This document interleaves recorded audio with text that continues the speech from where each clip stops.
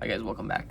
Hope you guys are enjoying this Arctic weather where we've all been having, whether you're in Florida or Canada. We're kind of just dealing with it right now, right? So that's why I'm inside. So I'm going to talk today a little bit about the spiritual practices that you'll more than likely come across in things like New Age, but even in religious philosophies, right? Theologies. And now I've done a little bit of a video on this before. I want to kind of go more in depth because I think it's very important to understand what they really do, right? And how you can actually use them to your benefit, right? You guys know I have a Patreon, that's kind of my focus in that is to provide people with actual spiritual practices, practical approach to spirituality that can actually help people get closer to themselves. Well, on the contrary, in my opinion, these practices that are kind of just given to us get people further away from themselves, right? Which is why spiritual bypassing is so common in something like New Age, right? And this term spirituality and being spiritual is just so overused nowadays, or even the word awake, right? Everyone wants to be awake, or everyone thinks they're like awake because they learned something new and like, oh, I've got it all, I'm awake now, or I'm spiritual, that's it. I meditate every day, I'm spiritual. So those things need to really be made aware of, because to be spiritual, or to be awake, is to have awareness, is to be more in tune with one's true essence, right? And that comes, yes, through some inclination towards that, through some practice, especially an everyday practice in which you're living that, but not necessarily where you're just setting aside some time for that, right? Because that's like saying, oh, well, I'm only spiritual in this hour or 2 hours or however long you do that practice, and the rest of the day I'm just me. So now what you've successfully done is created another fracture of yourself, where you've split the personality and the ego to now the spiritual ego is here, and then the ego that was before, right? And they're not integrated, right? So this one says, well, you can't do that because you're like this. This one says, screw all that, I've always done this, what's stopping me, right? And then you create another interior battle which prevents you from accessing that inner union, that true spirit that is present. So some of the practices that can be defined and let's say optimized are things like meditation, yoga, breath work, semen retention for the guys. I think I'm missing one. Just any of these kind of fasting. Any of these practices that you'll come across in spiritual ideology. So one that's close to my heart, let's say, two of them actually, meditation and fasting. Now let's do fasting, I guess, first. I can't remember if it's in the Bible or the Gnostic codices, but Jesus says, or Jesus' apostles gathered together and pray, and praying is another one. They pray and fast, right? They're getting ready to pray and fast. And they say, Jesus, join us. We're gathering to fast and pray in the name of the Father. And he says, well, why should I do that? I have not transgressed against my spirit. When I do that, then that's when I shall pray and fast, so that I can become one with my spirit again. And it kind of sounds like he's being cocky, but no, that's the truth. Why would I ask for forgiveness, for example, if I committed no wrong? If I was completely moral or acting accordingly. So what fasting does is clears the system, right?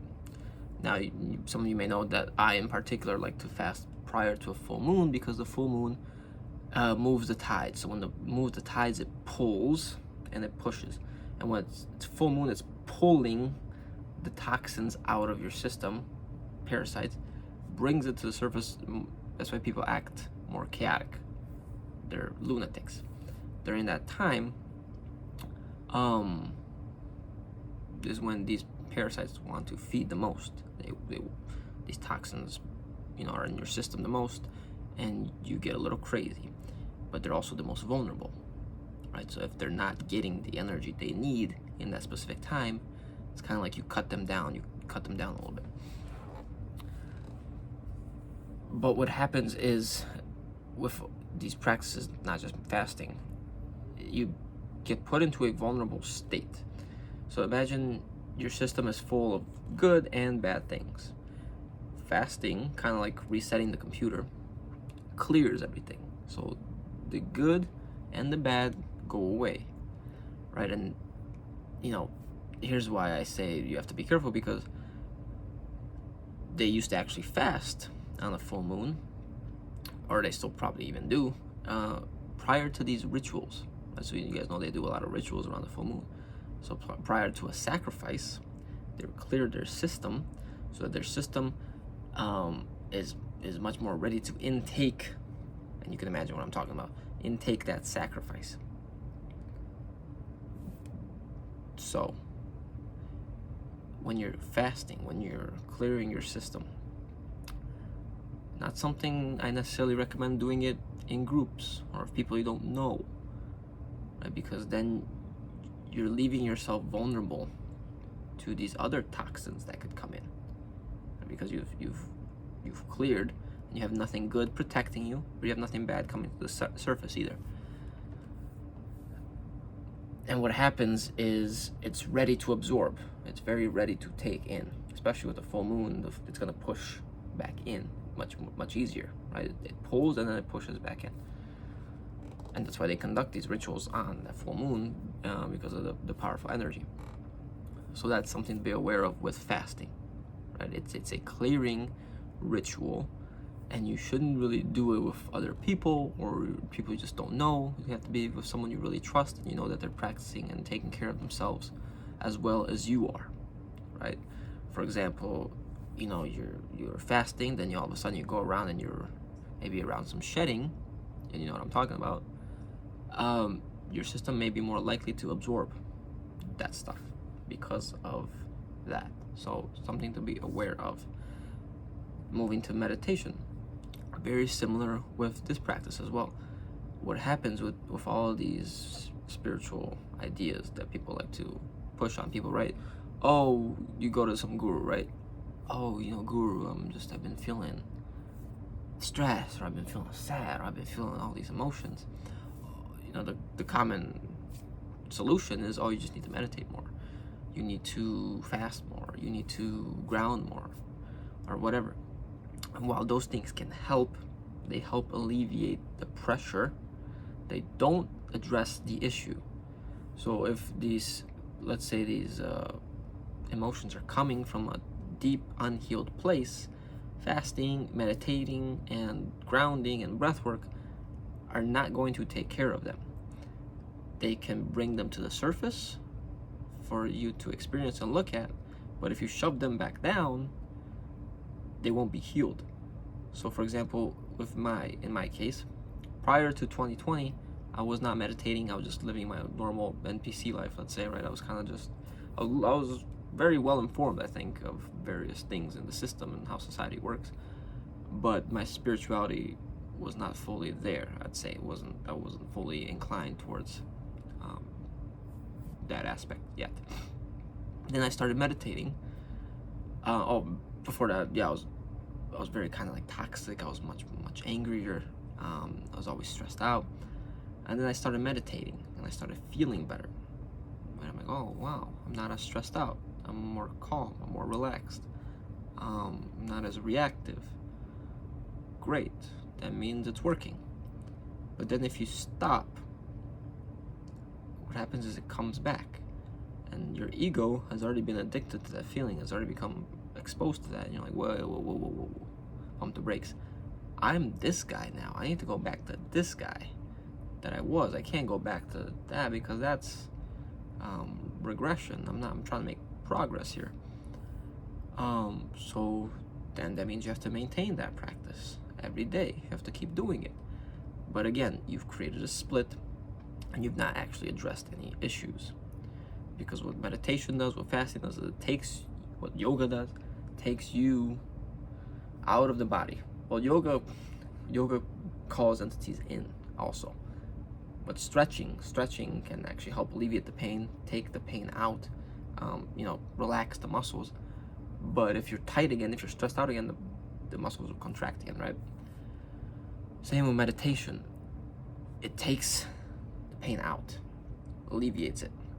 But the inner issues are still there. So you kind of become out of body, you become like this detached, aloof person. Like if you talk to many meditators, they're not really actually present. They're constantly stuck in this high vibe mindset potentially, and they bypass a lot because that's what they're used to doing for themselves. So now you're in an out-of-body state. You've created this for yourself, and when you're not in body, your body is vulnerable, right? There's a disconnect between the matrix bodies, and now again, just like fasting, your body is vulnerable. It's more likely to absorb other people's entities. And you may feel like, well, I'm not bothered. Well, because you're not feeling it. You're not in body to feel the actual emotions.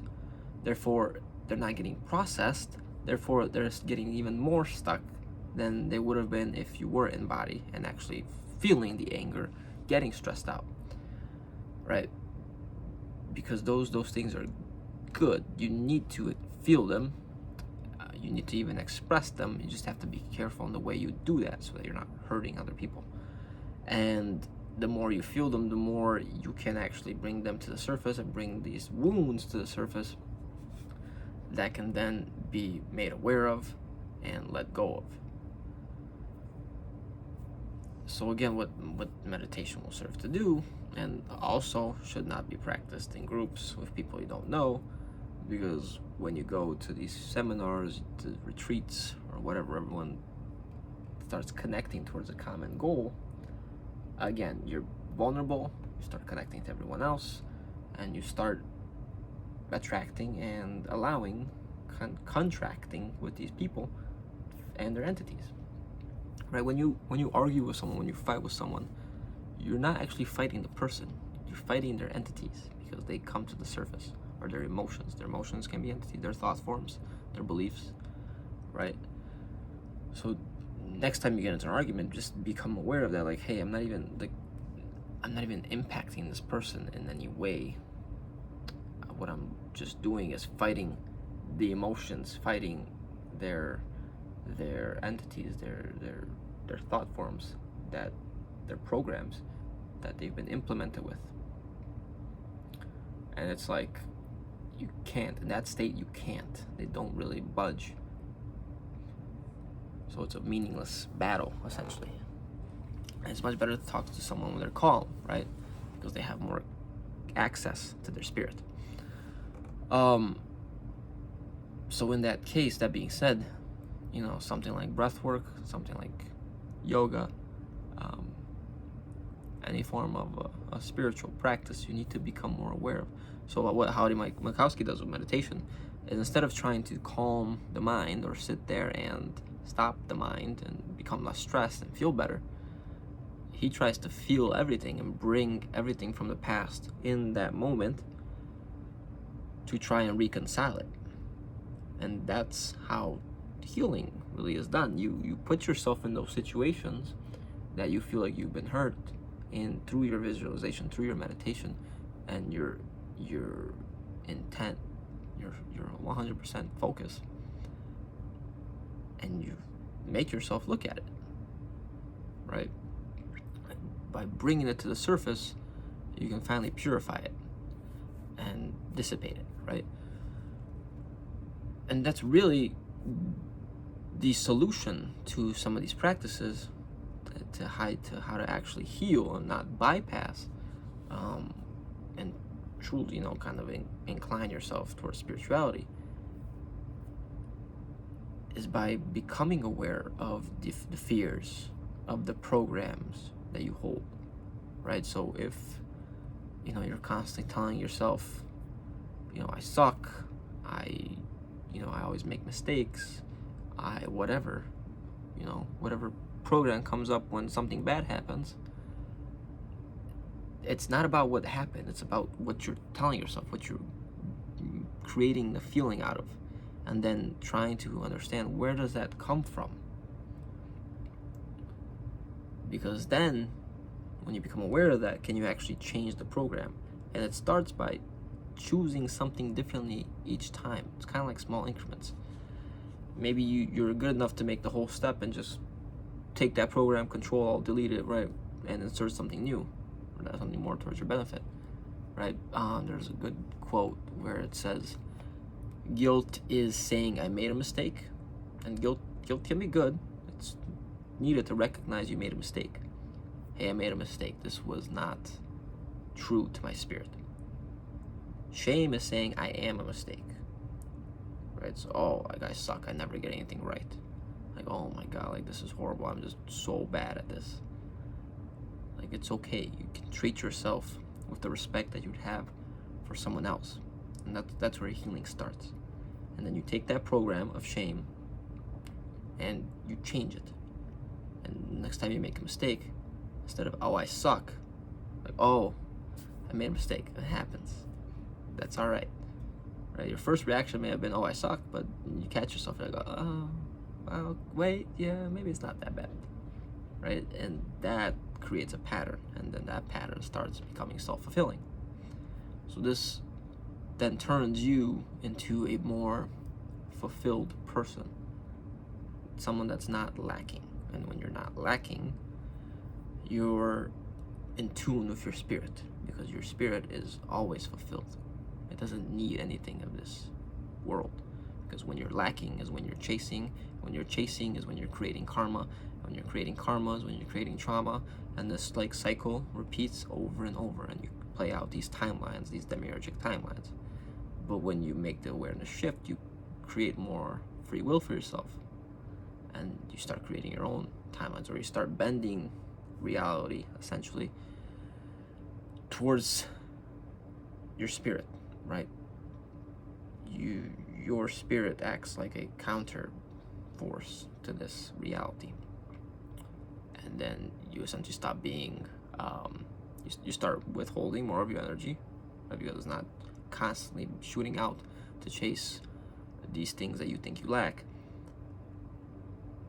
There's less trauma weighing down on your emotional system, and then you have more energy, more spirit to actually lift yourself above these entities, above their sight, above their timelines, right?